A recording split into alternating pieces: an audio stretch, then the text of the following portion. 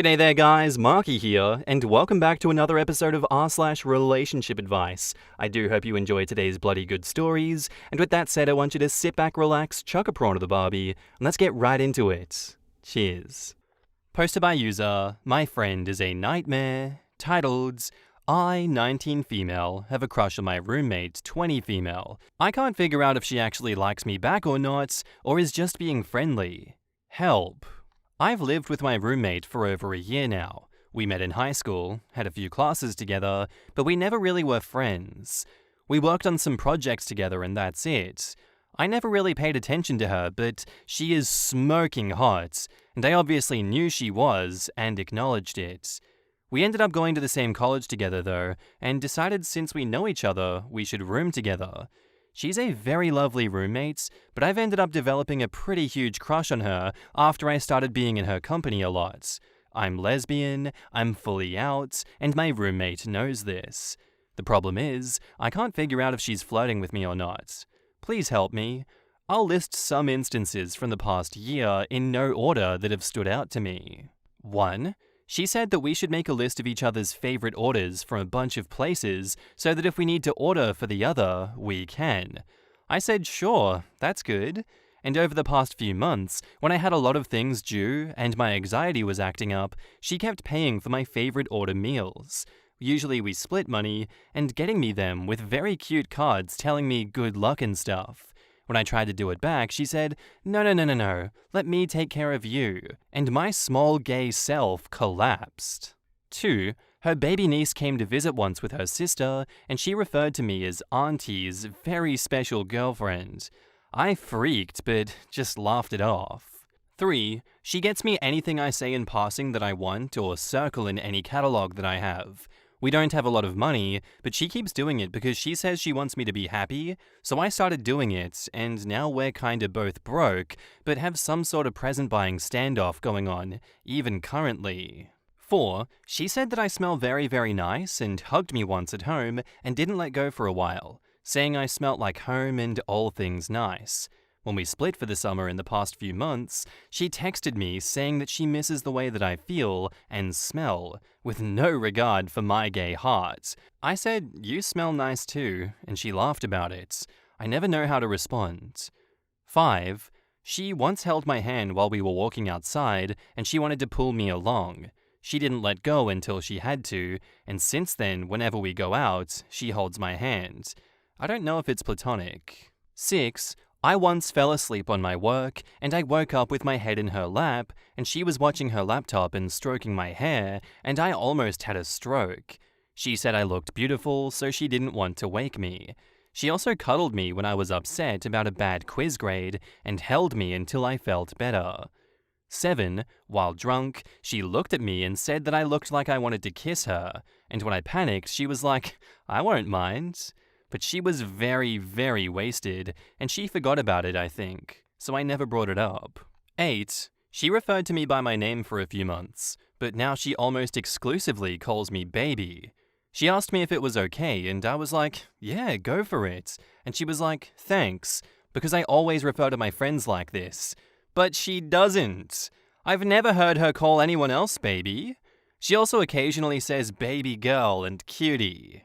9. She said to me, why do you look so beautiful without trying, after I had rolled out of bed? I don't know what she meant by that. 10. She was sick a few months ago, so I took care of her, and she called me her little nurse angel and held my hand while sleeping, but she was also sick, so I don't think it counted. 11. She regularly sends me things that I like, fandoms that she's not even in, or random posts, and says, thinking about you, or reminded me of you. She's also gotten into many of my interests, as I have into her interests. Now we're saving up for a convention based on a joint interest. 12. Past Valentine's Day this year, she texted me saying, you're my Valentine. As a joke? And I said, okay, you're mine. She then gave me a stuffed animal. I had to scramble to buy her chocolates, and then we went to go eat at my favorite takeout place. A guy also gave me a chocolate. We're friends, while she was with me, and she said, don't steal my Valentine now. 13. We weren't close for her birthday freshly after we became roommates. We were closer for my birthday, and she gave me a very expensive gift after working overtime at shifts, and she said, "You deserve the best." Her birthday had just passed, and I went all out, got her cake and presents, and we went out to eat at her favorite place. She hugged me very, very tight after, and said that I make her happy. 14. She also regularly says, "Okay, it's a date," every time we make plans, but that's a fairly common thing to say, so I don't know if she means it literally. 15. This doesn't count, but she looks at me very intensely sometimes. I don't know how to describe it, but it doesn't look very platonic. But maybe she just does that to everyone, so I don't know. She's a very intense person in general, I think. This is all I can think of right now. If I'm forgetting anything, I'll probably edit this post. My friends think that she definitely likes me and think that I'm being stupid and oblivious on purpose. I just think she's straight and doing this out of friendliness, so my friend asked me to post here and get a general consensus. She had a boyfriend in high school briefly, and I'm afraid to ask about her sexuality. I don't want to be let down, but I want her to like me so bad. And I keep avoiding her sometimes and her friendliness because I don't want false hope. I know I probably sound stupid and in denial, but I suffer from bad anxiety, and I can't just go up and ask her unless I'm sure. I don't want to lose her. Please help. In the comments, Wuzzy Stuffy Kins says, "You were living a fan fiction, and my gay ass was cheering this entire post. I love hopeless lesbians. My people. You sound like my girlfriend and I before we realized we were dating. She would pet me and touch my hair, and our legs would touch together, and she would brush it off as, 'I'm this affectionate with all my friends.' And she wasn't. Her lying ass. I love her. Anyway, I think you should ask her how she feels about you. I understand not wanting to mess this up, as she also sounds like a good and kind friend.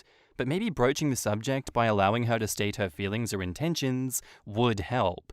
Something like, 'Do you think we'll be in each other's lives for a long time?' Or, 'Where would you like to imagine yourself in 5 years, 10 years?' Or if you're close enough and comfortable asking, 'Have you ever been with somebody else besides the guy she dated?' Without it being weird. All those questions could open the door into maybe whether or not she's interested in being with you or if she sees you as just a friend. To me personally, this seems like flirting. This is all very cute, and I'm secretly rooting for you and sending the power of all lesbians to you. I promise it will work out the way that it's supposed to. If you're really great friends, like it seems that you are, even if you admit that you think that you have a crush on her and you don't want to make things awkward if she doesn't feel the same way, emphasize the importance of her friendship and presence in your life, then at least you could continue an amazing friendship." OP replies, "My life of friends to lovers AU-AO3, hit me up. Your girlfriend and you sound so sweet. Sad face." I don't know what that means. And Tessalode replies to that, "You're already dating and you just don't realize it yet." That's what I was thinking. My platonic roommate just bought me a ring and told me she wanted to spend the rest of her life with me. Am I reading too much into this? How can I tell if she's just being a good friend? OP replies, "How am I being clowned on my own post?" Honestly, with how over the top some of this is, it would almost be rude if she wasn't into you. Next time y'all are close to kissing, just do it. That will tell you everything you need to know. Quotes, "She said to me, 'Why do you look so beautiful without trying?' After I had rolled out of bed. I don't know what she meant." I don't know what she meant. OP, please go smooch her already. Romantic comedies are only supposed to last like an hour and a half. OP says, "I have to clarify this. It's because we were both extremely sleep deprived, and she said it with the straightest face." Okay, definitely not one to rain on a gay parade, but just throwing a couple of cautions out there.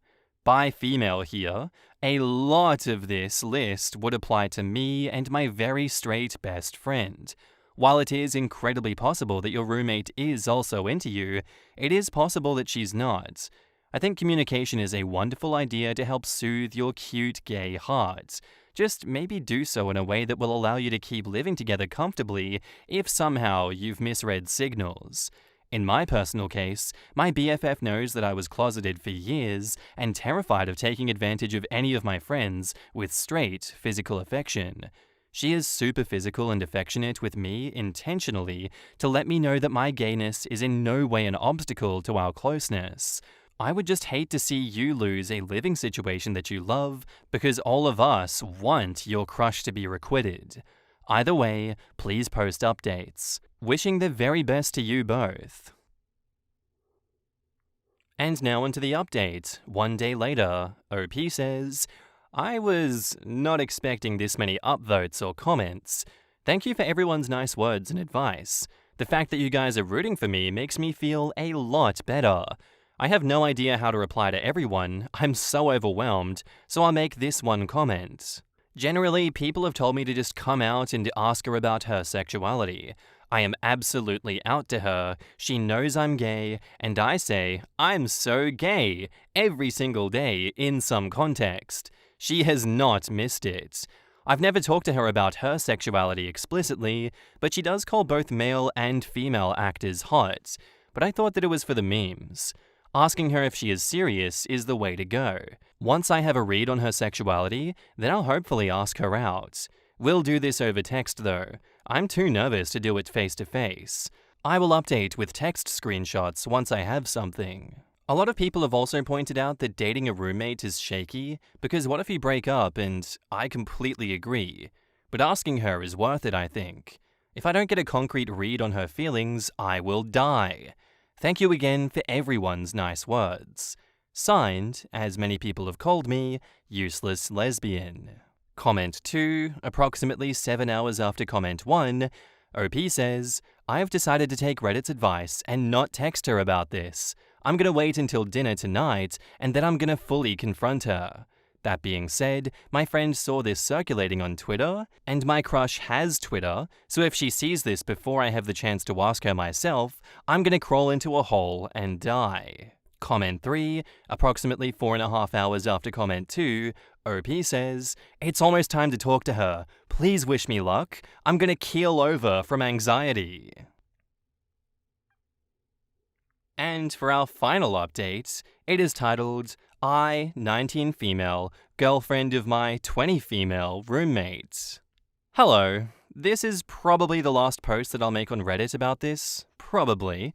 I didn't expect my r/relationships post to blow up the way that it did, and it's all been a little overwhelming. I said we were going to talk over dinner. She came home and I made dinner, or tried to, and I said that I wanted to talk to her, and she was like, is it about the post? And I was like, what post? Thanks, Twitter. And she was like, I already saw it. Friend sent it to me on Twitter. And I was like, oh no! Anyway, it beat being awkward about it. We talked in detail. We're from an area where if someone is out, as into women, everyone will know about it. This is why I didn't know whether she was bi or not. It turns out she is. Or has been figuring it out for the past few years. I honestly should have realized considering how much she thirsts over women in any media that we consume, but I thought it was a joke. She said she likes both men and women, and that she had been trying to flirt and put her feelings across to me from the things that I mentioned in the post. She also said my post sounded like a meme, and she thought it was a joke until she realized it was me, and I can be dense. She did say that I could have just spoken to her before going to Reddit, but why would I do that, you know? She also showed me her phone, and her entire Twitter search history was keywords related to my post, where she was looking at the responses and laughing at them, both on Reddit and Twitter. Anyway, we're formally dating. Thank you so much for your kind words and well wishes, Reddit. In the comments, can you please share your zodiac signs, please? I need to know for science. So happy for y'all.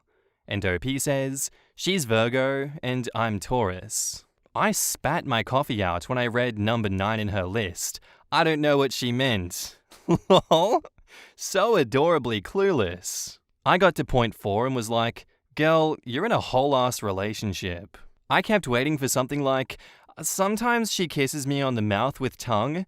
I don't know what that means though. We do occasionally have sex, but that's kind of a roommates with benefits type thing, right? That's how the trend was going with OP being oblivious. To be honest, I don't have the right to criticize anyone for being oblivious, given it's taken me one very memorable occasion 5 years after the fact to realize I was being flirted with, so I completely understand why OP was confused. Our next post is by user CarefulLink2264, titled, "My ex-wife has terminal cancer, and she wants me to get her pregnant so she can experience the gift of being a mom. We had an amicable divorce. One of her biggest life goals was for us to have kids. Me too, but it never happened while we were together. I recently gave her a visit, and she told me that she wants to experience the gift of being a mom before she passes away. She won't make it to see our hypothetical child be born, of course, but she said she wants to have the experience of being a mom, and that it would make her life feel complete. I am shocked, to say the least. I can understand where she's coming from to a degree, but it also sounds a little insane to me. I don't know how pregnancy, if it's even possible, will affect her, but she told me not to worry about it. I told her I'll consider it.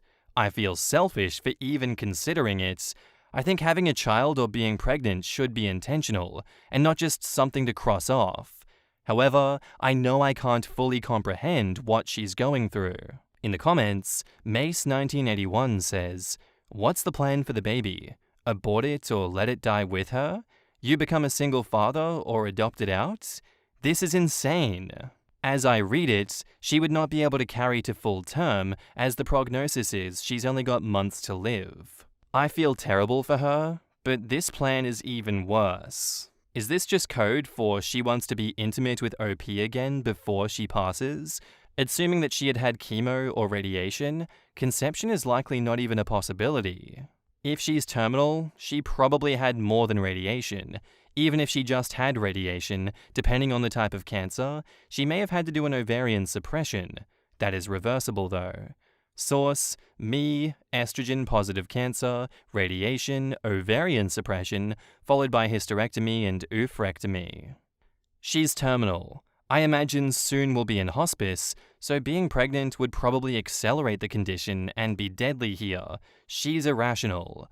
I would try to talk to the family or her doctors if possible. Is she even still capable of becoming pregnant? Because I doubt doctors would be cool with IVF. What about other medication protocols she might be on? Pregnant women can barely take Advil. What if this cancer is hereditary and it passes on to the child? Knowing that you're dying has to conjure up all sorts of emotions that are probably difficult to deal with. She's not thinking rationally. I'm not a doctor, but I gotta think that it's unlikely she would ever be able to conceive anyway under the circumstances. That's what I was thinking too. With all the strong therapy she must have gone through to try and beat the cancer, in my honest opinion, I doubt that she would even be fertile at this point. Plus, if she passes away while pregnant, the child wouldn't survive either, and she would be taking 2 lives to the grave, as horrible as it sounds. I really feel for her, since I was denied the chance to have children due to medical reasons, but I'd be worried as hell to bring a child into today's world, and also about all the physical issues the child might have because of the condition my body is in right now. Yeah, I do think that there is some more communication that needs to happen with the wife in this instance, because as that commenter pointed out, it may just be her way of wanting intimacy with OP before she does die. Having a baby in the state she's in is not a good idea because morally and ethically, that is such a gray area, and I don't think it's the right decision to make. But if it's just a situation of playing house with OP, having that intimacy again and reconnecting before she does pass, I think that would be an acceptable middle ground instead of, potentially crushing one's dreams of trying to get pregnant, then not being able to, and having your dreams crushed even further with that expectation. And now, onto the update. I wanted to give an update considering a lot of people are messaging me, and I didn't want to keep up with all of them. Here's what we decided to do.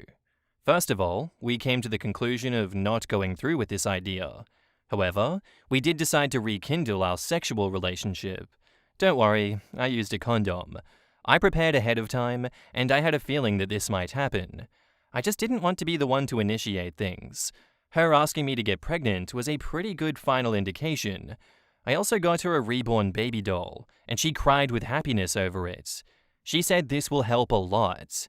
Thanks to the people who suggested it. In any case, this is the plan moving forward. This experience got us closer again, and I will continue to support her until she passes. In the comments, Lady Booby Poop says, "Oh god, that is so bittersweet. You're a great person and don't you ever forget it." And OP says, "Yeah, it is bittersweet. It really put things into perspective that life is short. I'm really going to miss her when she passes, but I'm going to enjoy my time with her while I can. You're a good man. Updates would be appreciated, but completely understand if you choose not to." And OP says, "I won't update, so consider this as my final. I'll just continue on with my life. Had to get opinions on it because I thought it was crazy. I really appreciate the people who suggested the reborn doll, and those who wish us well." Gerund Queen says, "Take those condoms with you or dispose of them thoroughly when you're done. Don't tie them up and put them in the trash.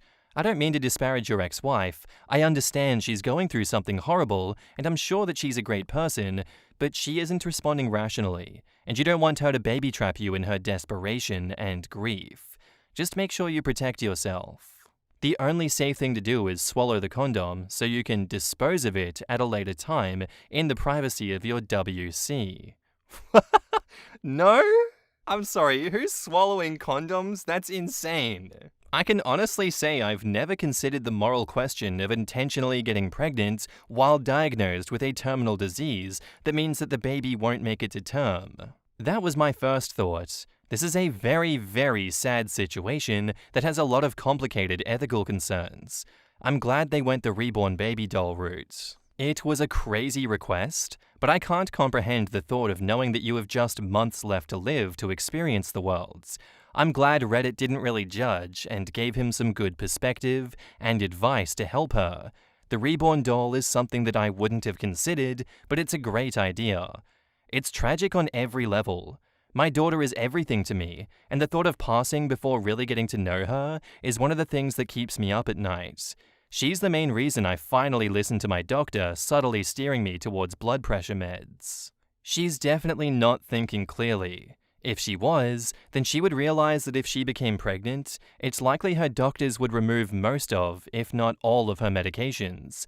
She would be suffering until her last moments. Not to mention, a large proportion of women feel incredibly unwell and nauseous the first few months of pregnancy. I've been pregnant twice, and let me tell you, constant nausea and retching over a toilet multiple times every day for weeks and weeks is not the way that I'd like to spend the last remaining months of my life. This is all assuming she even could get pregnant. It can take up to a year of trying for a healthy couple with no fertility issues, and this is a woman with terminal cancer who's probably had, and might still be having, chemo. My dad has terminal cancer right now. Usually when you get a terminal cancer, you get a heavy-ass narco script. Sometimes my dad says things that make absolutely no sense. I'd give her grace that her anxiety, grief, fear, and medication just effed with her mind for a minute. She wanted to get pregnant knowing that she wouldn't live enough to carry the baby to term?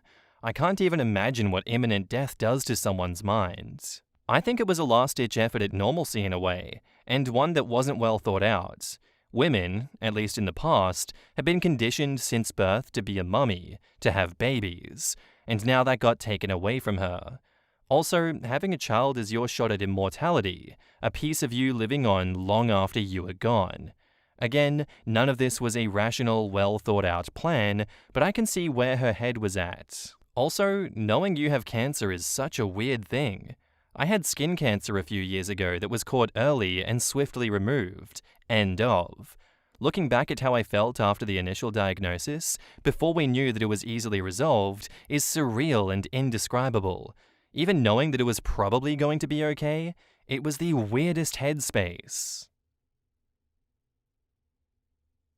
And that's where I'm going to end today's episode, guys. I do hope you enjoyed. If you did, let me know what you thought of it in the comments down below, and I'll see you in the next one. Bye.